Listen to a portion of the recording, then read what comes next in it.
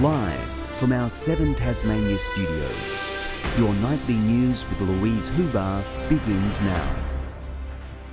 Good evening. First tonight, the Labor Party is raising concerns over the referral process to surgical terminations in Tasmanian public hospitals. Michelle O'Byrne says it's inappropriate women have to prove they're vulnerable to access a legal medical procedure, but the government says it's ensuring access is available.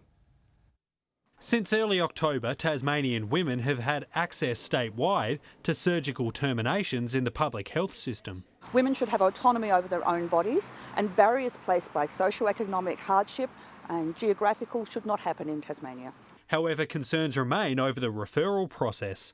Women who wish to have a surgical termination in the public system are still required to fill vulnerability criteria. Everybody should get it. The vulnerability allows prioritisation of those women who need it more urgently, but it's not supposed to be a barrier. Women shouldn't have to be vulnerable or pretend to be vulnerable in order to get a medical procedure that is quite legal in this state. It is absolutely inappropriate. The government say the vulnerability criteria are not a barrier and women will be able to access a procedure. I'm not aware of anyone being denied a surgical termination service. It has not come to my knowledge or the department's knowledge. It's also unclear whether women with private health cover can be referred into the public health system for the procedure. That's a problem for women in the north who are finding the private health provider in the area doesn't offer surgical terminations. They need to travel to the south or the northwest. Women who can't afford to travel, women who have other obligations, certainly can't access it. So it's another barrier. It's another judgment around women. Josh Duggan, 7 Tasmania News. The search for the man suspected to be involved in a double stabbing which killed one person at Ravenswood has entered its 4th day.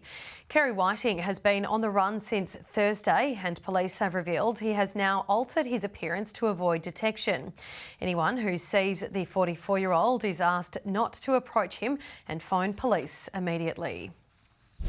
Billions of face masks are being used across the globe daily, with single-use masks taking an environmental toll and improper disposal a risk of spreading the virus. With the date of our borders reopening fast approaching, Tasmanians are being encouraged to buy reusable masks for the sake of safety and the environment. They help to stop the spread of COVID-19, but these face coverings could quickly become an environmental disaster. 4 billion masks are used a day throughout the world. That is half the world's population. Single-use face masks are a popular choice, but many are made from plastic. As we look towards our borders reopening on December 15, Tasmanians will find themselves wearing them more often. And we're being encouraged to look for sustainable alternatives. If we have months or years of having to wear masks, there's going to be a massive environmental impact. So having a reusable cloth face mask means that we're able to just continue using that. The Tassie Face Mask project began when the pandemic struck Australia last year.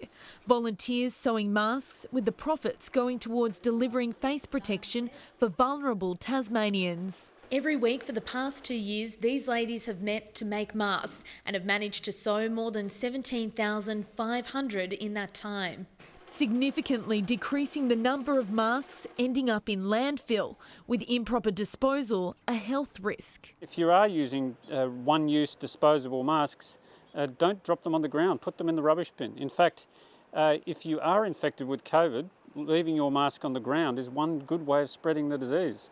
Elizabeth O'Neill, 7 Tasmania News. Susan Fraser is expected to find out on Tuesday whether an appeal against her conviction for the murder of Bob Chappell has been successful. For more than a decade, the now 67-year-old has maintained her innocence. Tonight, we recap the high-profile case in the lead-up to what could be her final bid for freedom. On the morning after Australia Day 2009, authorities were alerted to a yacht, the Four Winds, taking on water at Sandy Bay. Marine and rescue personnel responded. On board there were signs of sabotage, with pipes cut, drops of blood, but no sign of the 65-year-old yachtsman Bob Chappell. The circumstances of his disappearance are very suspicious. Intensive search efforts spanned months, but the father of three's body was never found. Then, on August 20, 2009, his long-term partner, Susan Blythe Neil Fraser, was charged with his murder. Pleading not guilty, her trial began the following year. Neil Fraser denied visiting the boat on the night Bob Chappell disappeared. That story changed once it emerged she'd driven to the area, but she maintained she did not board the yacht. After 17 hours of deliberations, a jury found her guilty of his murder. In his sentencing submissions, now Chief Justice Alan Blow said, "It was a purposeful killing, most likely motivated by a desire for her partner's estate." And that the case relied entirely on circumstantial evidence. We're extremely disappointed with the outcome tonight. This is not how I expected to go at all. In 2012, Neil Fraser unsuccessfully attempted to appeal the conviction. Then, in 2015, new legislation presented fresh hope, if new and compelling evidence could be found. Hearings for the appeal were held in March this year, relying on the DNA evidence of a then 15-year-old homeless girl, which was found on the boat. But there was another twist. On the stand, Megan Vass sensationally recanted her earlier claims that she'd been on board the Four Winds on the night of Bob Chappell's disappearance. Whilst in some ways a lot rides on this, we will never stop fighting for this case until this miscarriage of justice is overturned. Susan Neil Fraser is currently serving a 23-year sentence, but she's always maintained her innocence. Now a judgment on her appeal will be handed down this Tuesday. Meg Sides, 7 Tasmania News. The state government has reiterated Blunston Arena is available to host an Ashes test if needed. The comments come after WA Cricket CEO Christina Matthews rated Perth's chances of hosting the final match as 50-50.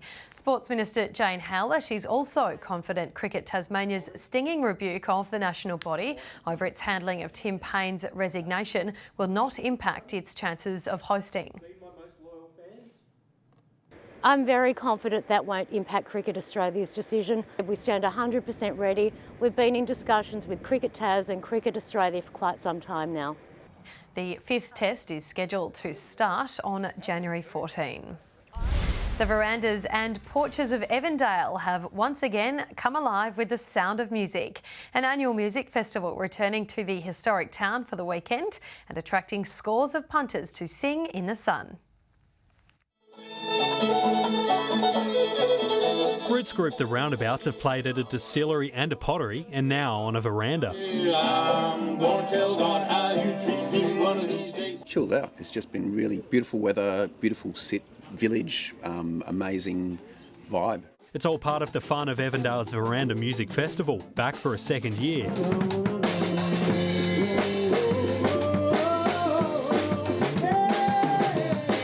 24 acts performing to audiences who filled our backyards and packed the sidewalks. We went to the old guy who was 93 along the road, and that was amazing. It's a lovely town to visit and walk around and see all the lovely homes as well. Punters singing the praises of the event.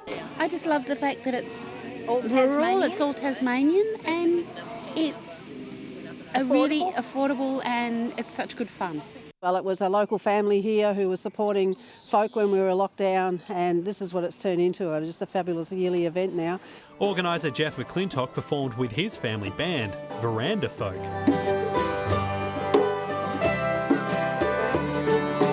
He says the response from the public has been exceptional. Yeah, it's definitely grown since last year by about 50%, I'd say, which is kind of what we were hoping. And promising Tasmania's quirkiest music festival will return for another edition. Josh Duggan, 7 Tasmania News. Taste of Summer organisers and stallholders are beginning their final preparations for the event. Today marking exactly a month until the festival gets underway. Hobart's Appetite Bistro is one of 81 businesses setting up with the eatery keen to share its menu. All my staff, friends, family, very excited for us that we get to promote our little slice of heaven over here. The bump-in starts for us very soon, actually, on the 7th of December. Takes us a couple of weeks to set up, and we're delighted with our supply choice. Tickets are available for all 7 days, including the New Year's Eve party. Racing authorities have declared Elwick Racecourse once again fit for use. The upgraded track was inspected today, with the industry confident there won't be a repeat of last summer's debacle, which saw race meets scratched due to the state of the surface. Off and racing once again. The most scrutinised piece of turf in Tasmania inspected this morning, ahead of Elwick Racecourse's busiest period. We're expecting it to race exceptionally well today. It has improved every race meeting since we've come back on the 20th of October. The track is looking fantastic. The track underwent a redevelopment in August this year. Weeds were removed, along with work to improve grass strength. Tas Racing now looking for a burst of warm weather. Time and temperature. So the challenge that we've had is developing the root system. Its condition receiving the tick of approval from the industry. I was dubious months ago that it wasn't going to come right. The root system seems to be solid, the grass is solid, you just can't pull it out like you used to be able to. The state opposition, however, is hedging its bets. The government says apparently that it's ticked all the boxes. Now the boxes have to be about safety. The confidence a far cry from the beginning of the year, where Elwick was declared unsafe weeks before the Hobart Cup. Authorities confident lessons have been learned. The 33 recommendations have all been undertaken. And look, we're certainly rebuilding our reputation. We've consulted more with some of the track managers at Flemington and Moonee Valley. John Hunt, 7 Tasmania News. Good evening everyone. Another fine and sunny day across the state today, with Hobart reaching 22 degrees, 21 in Launceston, and Burnie and Devonport both 17. Around the state, Bushy Park, the state's top, of 24 degrees, 23 in Grove, Friendly Beaches 20, and King Island, Smithton, Low Head, St Helens, Lyowini and Strawn all 18. A line of convective cloud can be seen extending from central Tasmania to the northwest coast today, with mostly clear skies in remaining areas. Further out, an active area of cloud can be seen extending over eastern Australia with embedded thunderstorms. The rest of the continent is relatively cloud-free. Tomorrow, a high can be seen centred to the east of Tasmania, pushing a ridge north over the east coast of Australia. A trough extends from Western Australia to the top end and into Queensland. And we'll see east to northeasterly winds tomorrow, 5 to 15 knots, reaching 20 knots about the east. 20 degrees in Hobart tomorrow, partly cloudy, and 19 in Dover, Ooze 25 and mostly sunny. 23 and sunny in Launceston, Devonport reaching 18, 20 in Scottsdale. Burnie and Stanley both 17 degrees tomorrow, 19 and sunny in Strawn. And in the east of the state, St Helens and Swansea 21 and sunny, and Ross a top of 24. And the UV tomorrow is expected to be very high 10s across the state, with sunrise expected at 5:32 a.m. On Tuesday, fine apart from early fog patches.